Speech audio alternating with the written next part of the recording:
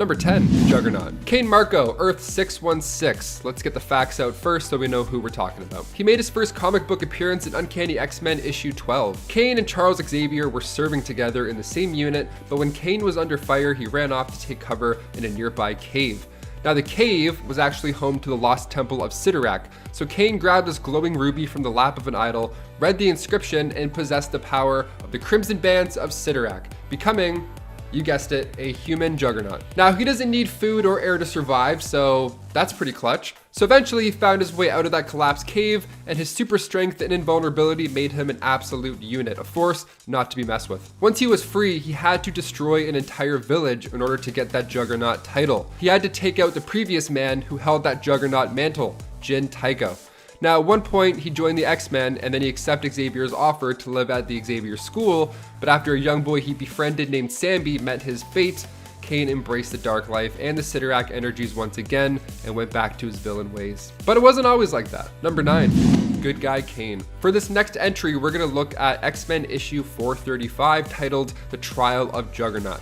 Now, correct me if I'm wrong, but I think it's standard practice for professionals not to hook up with your clients, right? Because Jen Walters didn't get the memo, it seems. Jen was representing Juggernaut, and in a moment of heroic actions, Juggernaut kind of proves that he's not all bad. He has the perfect opportunity to escape, but he doesn't. Instead, he actually saves the day. When one of those annoying guards begs for his life, he tells Cain he can just go. He's like, don't kill me, just leave. There's literally a hole in the wall. You can go. So Jen Walters is like, interesting. Why didn't he leave? Is this a scam? Why didn't you escape, Cain? Talk to me. And then Jen asks him about women's rights. And then the next page, we see this. The room is a mess. The bed has been broken into the ground. The lamp is busted and the windows just wide open. They're just like, we're not even gonna shut these a little bit. We're just gonna keep it open from here to here. No problem, let's do it. I mean, there's zero attempt at any privacy in this scenario. It's kind of wild. But it seems like they had a good time, which is a total improvement from the day earlier. And before we continue on with this list, if you want to go ahead and give this video a thumbs up, if you want, no pressure, but it does help us quite a bit, especially while we're working from home. You guys are the best. Thank you so much for your constant support. Now let's get right back into this list. No more wasted time. Number 8, X-Men The Last Stand. So when Juggernaut finally hit the big screen and joined the X-Men in The Last Stand, it was nothing really like the comics. I mean, it's kind of hard to find an actor to play this beast. I mean, you could have the biggest man alive, like the Mountain from Game of Thrones. He could probably play him, but he still wouldn't be big enough. Actor Vinnie Jones stepped up to the bat. I mean, Vinnie himself is massive. That actor could fold my bones into a Ziploc bag easily. He's huge. Very intimidating man also. The character was portrayed as much weaker than Cain in the comics because they had to. Now I wanted to put this version in this list a little bit later so you guys could see the main difference between comic book and movie. He's strong, but he's not quite large enough, unlike his most recent big screen appearance. And it's 7 KRON Stone. KRON Stone is actually the son of Tyler Stone and the older half-brother of Miguel O'Hara, Spider-Man 2099, as revealed later on in his series. KRON became a violent person after years of suffering not at the hands of his father, but rather an android housekeeper.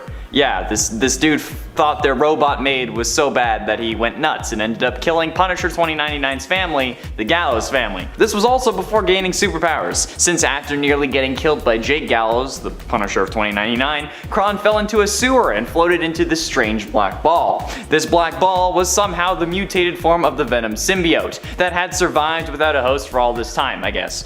The symbiote bonded with KRON and they became Venom 2099. This new version of Venom had also gained acidic blood and saliva, so that's a pretty gnarly power right there. So safe to say Venom 2099 is a pretty futuristic version of the symbiote, especially if you look at him.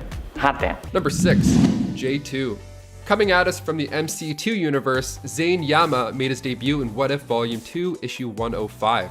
Now, he is the son of the OG Juggernaut, Cain, hence why his name is J2. But growing up, he never had that guidance of his father, as Cain Marko went missing during an X-Men mission. But through willpower alone, Cain could transform into this Juggernaut. He made his own armor to go along with the sheer force, donning the nickname J2, Juggernaut version 2. Now he joined a group called the A Next, which is a group of children whose parents were also a big deal in the super life. He was also offered a membership to the Uncanny X People, which was led by an older Jubilee, but he declined, still assisting them on a few missions here and there. In J2 issue 12, he learned from Cyclops that his father was being held prisoner by a villain called Nemesis in an alternate dimension. Now the Sorcerer Supreme Doc Magus helped out and J2 was reunited with J1. How lovely is that? Number 5. Magneto. Magneto is an extremely powerful mutant. He is known as the master of magnetism, and his power set allows him to control and manipulate anything that might be considered magnetic fields, and anything metal based usually. Guns are useless against him. He can disassemble them or crumple them with a mere thought, and can use his powers even to move giant mounds of rock by grabbing hold of the metals within them.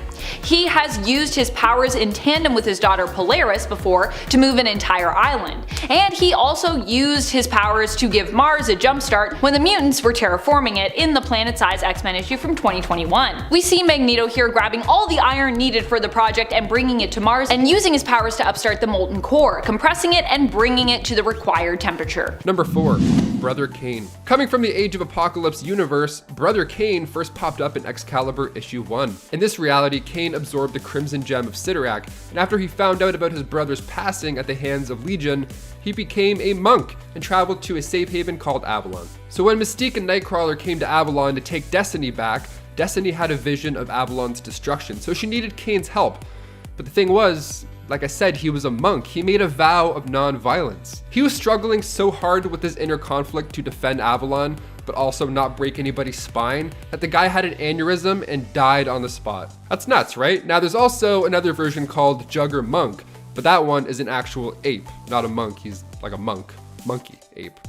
You get it. He comes from the Marvel Apes universe, obviously. He worked for the Ape Vengers, and there's not a lot of action with him, but I figured I'd mention him somewhere in this list because he's too fun not to. Getting close to the end into number 3, ELECTRO 2099. You want futuristic villains? One look at ELECTRO 2099 and you'll be ruining your pants in more ways than one. ELECTRO 2099's origin is the most future thing you could get, with his original form being a robot construction worker. But this robot's creators became frustrated and unsatisfied with his work, so they sent him to a robot torture experimenter. Yeah, this is starting to sound an awful lot like my trigger, and I don't like that. But the torture this android went through, however, broke his obedience chip, and as such, the laws of robotics went out the window. This android then gained sentience and the ability to harness and siphon electrical energy, turning him into the new Electro. He also ended up joining the 2099 version of the Sinister Six. This is absolutely ridiculous to me. Like, why would you send a robot who isn't doing their job properly to be tortured? Why would you just not fix their coding or whatever it is in 2099? This is why AI is a bad idea. I'm telling you.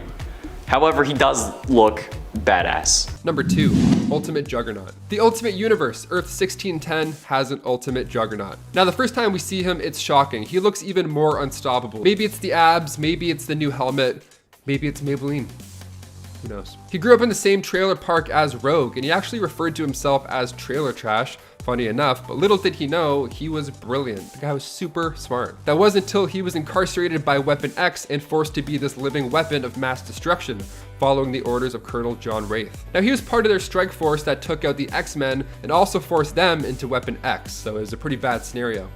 He walked tall and mighty until Ultimate X-Men issue 99, where in the middle of a fight he was shot with a poisonous dart through the visor on his helmet, and in his last moments, CAIN asked Rogue to touch him and absorb his powers. And finally, number 1, KUURTH. This last one comes from the Fear Itself storyline. The Hammer of KUURTH was one of the 7 mystical warhammers that the serpent summoned to awaken the worthy. Now the hammer crashed on the raft, and Juggernaut just happened to be in the right place at the right time, and he was in prison. He was in prison and he got this gift of a lifetime. Must be nice. So he quickly turned into KUURTH, Breaker of Stone. He attacked a nearby guard, and the shockwave was so large that it practically broke the rest of the prison. Poor guy. He probably didn't feel it. He was just like, and then it was just white. That's it. I mean, look at this explosion. That's massive. That's so much. The guy does not exist anymore. And at the same time, the Hulk became Null, Breaker of Worlds. So if you haven't checked that out, definitely check out the Fear Itself storyline. It's very loud. Number 10, Goblin Queen. I know, I'm actually hurting my own dark heart by putting the great Goblin Queen Madeline Pryor so low on this list, but there are a lot of powerful mutants out there. I'm sorry, Maddie. Madeline Pryor is the mutant clone of Jean Grey, who was created by Mr. Sinister, using a little piece of the Phoenix Force. I don't know how you even get that, but this is Mr. Sinister, so I guess there's nothing he can't get his hands on. He's all about collecting genetic material and I guess bits of fantastical things with which he can manufacture powerful mutants. Granted, for him, Maddie was meant to be simply a means to an end, helping him to get the genetic offspring of Madelyns and Scotts, aka Cyclops, whom Maddie did end up marrying. It turned out, however, that Sinister had bitten off more than he could chew with Maddie. Once she learned the truth of her origin, she went kind of insane, and her mutant powers began to manifest. Some don't believe Maddie to be as powerful as Jean, which is why she's ranked lower here, but technically, I believe that she would be at the same level, or at least close to Jean, making her also an Omega level mutant. Maddie also has the added power set of magic, which she has dabbled in before, and through said dabbling gained the title of Goblin Queen. Also, I gotta be honest, I'm mostly putting her at 10 because I know you all like the Goblin Queen with me. So she's a good intro point, even though, yeah, I agree, I think she should be higher up. I think I've put her close to number 1 before on one of these things, so just not her day. She already had her day in the spotlight. Number 9, Vulcan. I know some people might be disappointed that Vulcan is ranked so low on this list, but truly, it's really only because we have such powerhouses ahead of us, like I said. No powerhouse though. Sorry, Franklin. Apparently you don't get to be a mutant anymore. At least not for now. No more Krakoan weekend retreats for you. But anyways, back to Vulcan. Vulcan's power set is all about energy manipulation. Despite being the youngest Summer's brother, he also happens to be the most powerful. Where Cyclops is a good guy and Havoc is often a confused guy, Vulcan is often an evil guy, though he hasn't always been evil. It does seem that there is something villainous deeply embedded within him though that just comes out. It is unknown if there are even limits when it comes to how much energy Vulcan can manipulate, harness, and or absorb. Number 8. Exodus. Exodus is Bennett du Paris.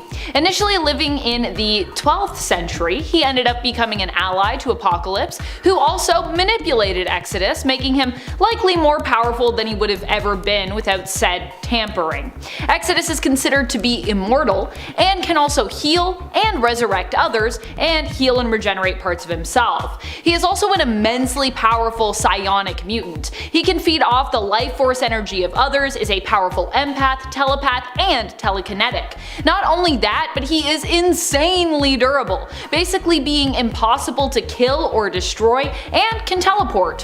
While we don't talk much about him, Bennett is pretty powerful and scary, hence why he has a seat on the Quiet Council of Krakoa. Here in that seat. Number 7, Deadpool 2. Deadpool broke box office records when it came to R-rated movie premieres, and Deadpool 2 followed suit. It brought in lots of dough. And we're pretty excited for Marvel Studios to have their take on Wade, but in one of my favorite parts of his time at Fox was the inclusion of Juggernaut in Deadpool 2. And this time around, he was much bigger and badder. Now, fun fact about this character, Ryan Reynolds actually provided motion capture and voice work for this version of Juggernaut. It was during production when they wanted to keep everything under, tight wraps, but it ended up working so well that Ryan now has another credit in the Fox universe. Number 6, Tarn the Uncaring. Tarn is one of the Iraqi mutants who is kind of like the Arakko version of Mr. Sinister, except that Tarn is an Omega level mutant who also has magic based powers as well. Tarn's powers are mainly psionic in nature, granting him the ability to read minds while also causing pain to his target. Actually hurts when he reads your mind. Tarn is also a very strong telekinetic. Like Mr. Sinister, he is obsessed with evolution and genes, and is capable of altering the genetic makeup of other mutants. In fact, I think he does this with magic. And I think it's actually part of his power set too, so it's not just a passion. The Locust Vile are what Tarn calls his loyal servants. These are Iraqi mutants that Tarn basically experimented on. While most don't survive his experimentation process, the ones who do have become loyal to him and basically see Tarn as their god. Tarn also has the ability to teleport, so yeah, he's just scary OP. He's just a person that I'm like, wow, I love that this is the Hellions, one of their villains. And they're a mess, but it's here, take Tarn. He's crazy. He's crazy powerful. Good luck. Halfway through into number 5, Technarchy. We all love a good alien invader storyline. They always give us ideas of what to do and what not to do if we ever end up in the same situation making first contact. However, in Marvel's 2099 series, one race of aliens known as the Technarchy is not only a badass name, but the absolute pure definition of demonic cyberpunk, and I think that at this point you can see why. This race of aliens are cybernetic, shape-shifting, and giant techno-organic entities that love violence as all higher life forms do. They were created by the Phalanx, another alien race, but since they love violence, they also hate their creators just for the sake of it. It's so bad, in fact, that they don't even consider them their creators, and rather just a sucky version of their own species. Yeah, these aliens are racist. And they can also infect organic beings with a techno-organic virus that turns organic matter into technology that I'm guessing they then consume. This shit is actually insane, but they're my new favorite alien race. Number 4. Genesis. Genesis isn't exactly a villain just yet, but she was an antagonist during the Ten of Swords event, so based on what we've seen, I think we can kind of count her as one. Also, basically most of the Iraqi mutants can be considered more on the villainous side of things. They initially opposed Krakoa and also generally are a lot more deadly and violent in nature. They are a nation who is kind of all about war, or at least has been for centuries. Genesis herself was the ruler of Okara, ruling alongside her husband Apocalypse back when he was there with her, before he left and before Okara basically split into two separate islands, Krakoa and Arakko. Genesis remained on Arakko while Apocalypse headed to Earth, hoping to rally a new mutant society to bring back Arakko, which would help fight against the invading Amenthi demons. Genesis ended up becoming the new Annihilation, the leader of the Amenthi army, joining the demons with her own people, the Iraqi. Apocalypse fought against his wife in the Ten of Swords event and defeated her, freeing her from the possession of the Golden Helm of Annihilation. Genesis's mutant powers allow her to manipulate and control plant life. She is also an extremely strong and skilled fighter, and like Apocalypse and her sister Iska, has an extremely prolonged lifespan. Number 3. Professor X. Yeah, next on our list we're checking out What If Volume 2, Issue 13, when Professor X becomes the Juggernaut. Yeah, what a combo, right? So in this Earth 905, we find Charles as the one who became the Juggernaut, and it's super fun. See, Charles couldn't bring the X-Men together until he got out of that collapsed cave, but by that point it was too easy to recruit, being that powerful. He had 2 superpowers, you can't stop this guy. He easily defeated Magneto, and the other members of the Brotherhood of Evil's mutants ended up joining the good side as well. He's so badass. I mean, he straight up threatened Spider-Man by telling him to stay out of mutant affairs, but he doesn't call him Spider-Man, he calls him Peter Parker in his head. He threatens him in his head, and he says that his aunt will be told of his secret. Now, as far as threats go, not too bad. That's intimidating in here and out there. I don't want to fight him, and I don't want him to communicate in here. That's just a double no. You literally can't say no in this sense. And then near the end of the issue, when we see Charles fully embracing the large life, yelling about how nobody disobeys the Juggernaut, it's so frightening. We're seeing him mid-sprint. You don't want to be in the way of this guy. Number 2. Iska the Unbeaten. Iska is another mutant from Arakko. So many of them are so powerful, Iska included. Iska's mutant power makes her pretty much undefeatable.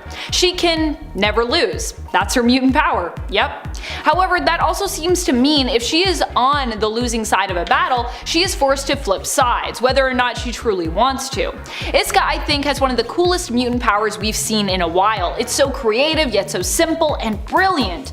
Like other mutants who were meeting Iska for the first time, I was also obsessed with the idea of her power set. Iska being unable to lose means in theory she could beat almost anyone, or I suppose would have to refuse or evade fighting them somehow were she to potentially lose.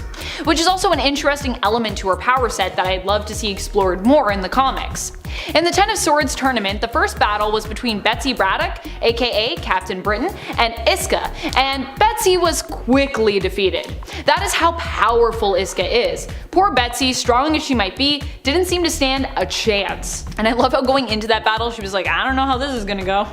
Probably not great for me. Number 1. Monarch. I feel like we are always sleeping on Jamie Braddock somewhat on these lists and on this channel, so I thought it only appropriate that we make sure he's higher up this time around because he is really cool. Especially as Franklin Richards is no longer currently classified as a mutant in the comics. Franklin, aka Powerhouse, was considered to be one of the most powerful mutants around and was also known for his reality warping powers. Though both these characters have the ability to reality warp, each power set is basically based in a different type of reality warping. Like there's a different basis to it, if that makes sense. Monarch's powers work on a quantum level, and although there are people who can influence Monarch's powers by manipulating his mind, as we saw Jean do in Planet-Size X-Men, he also is pretty powerful as someone who can just make things happen and think things into existence basically, as we also saw in Planet-Size X-Men. When he was like, oh, you need a thing? Boom, done. Kicking off the list at number 10, the Maestro. The Maestro first appeared in Hulk Future Imperfect. Now this is a crazy version of the Hulk, of course from an alternate future, 100 or so years later. Now this is after the world has fallen apart due to a nuclear war. Nearly every superhero had been killed off at this point. It was a grim future, that's for sure. Now radiation was killing off average Joes like us, but for the Hulk, I mean, he just absorbed all of this. He got stronger, and dare I say it, he got smarter. The only way to defeat this older, now bearded Hulk was to go back in time using Doom's time machine and using that first gamma explosion to wipe him off the map so he never existed. I hope we can see this guy in the MCU. He can connect with astral beings, so maybe Strange will have him in some alternate reality in the next Doctor Strange sequel. Fingers crossed, I'm hoping. In at 9, Gore. Gore, also known as Gore the God Butcher, was born on a planet with no name. Almost every day was spent starving with no food. He was taught to trust in the gods, but they never answered his prayers. At an early age, his mother and father died, leaving Gore to fend for himself, which sucks even if you aren't on the brink of starvation.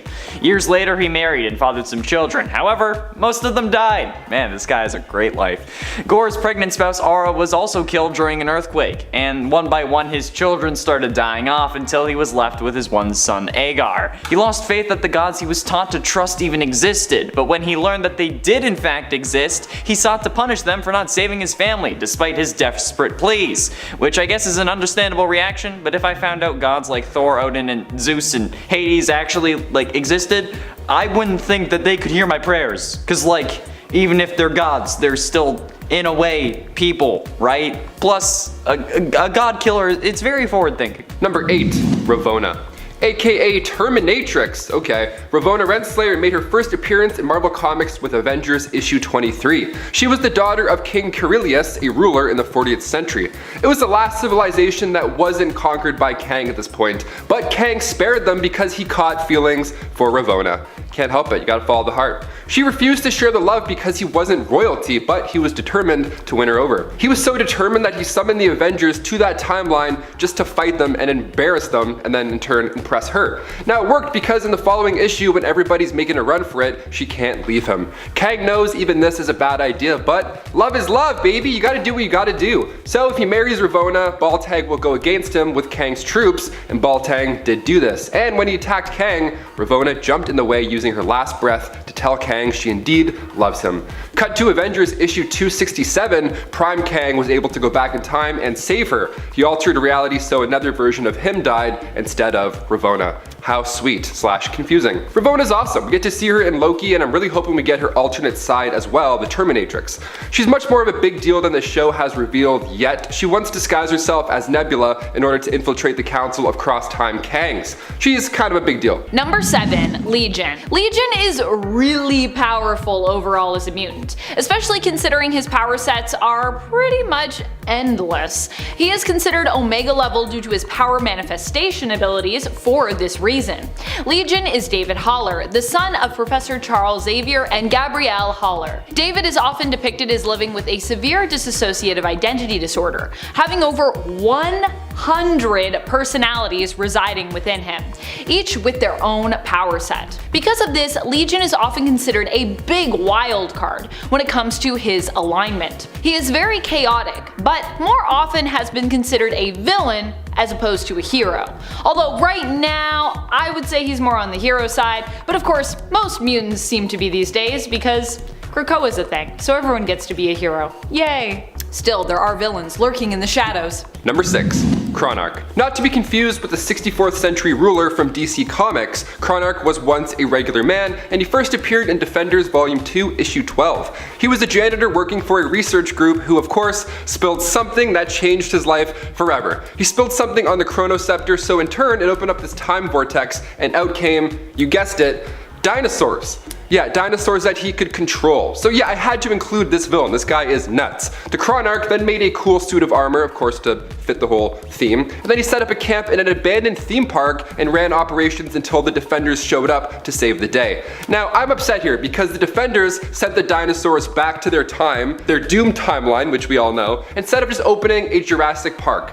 Come on guys, think, profit. Come on, you're Marvel, you're Disney, you like money, do this. Number 5, Marvel Zombies. Okay, this next one is probably the scariest thing I can imagine running into.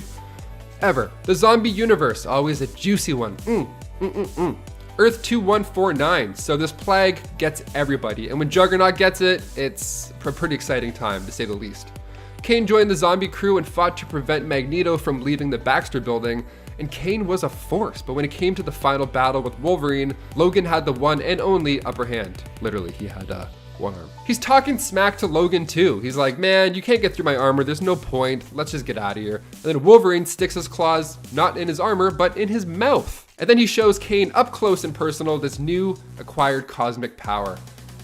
And his head pops off like a bottle cap. Yummy. Wolverine with one arm too. Wow, who would have thought? Number 4, Czar. Spider-Man and Wolverine, the dream team, involved in a pretty intense storyline. The 2010 six-parter written by Jason Aaron begins with the Orb robbing a bank, which I gotta say would be the weirdest and scariest deposit ever. Spider-Man and Wolverine are on the scene and things seem manageable at first, but when a bag of stolen glowing diamonds hits the ground, the daring duo are transported 60 million years back in time. Wolverine knows after taking one breath that this is not Savage Land. Now they're hanging out and an asteroid is heading for Earth. So much later, when Peter has now grown a beard in this altered timeline, Wolverine is also leading the group, the Small Folk. The diamonds activate again, and this time they're shot into the future. What is going on? Okay, so in issue 2, the Orb asked Peter about the diamonds. These diamonds belong to the Tsar. He had them attached to his teeth, real fashionable, real gangster-like. He also has a bat with those diamonds embedded in them. So he has arguably the most dangerous weapon I've ever seen. A bat with time-traveling diamonds sticking out of them.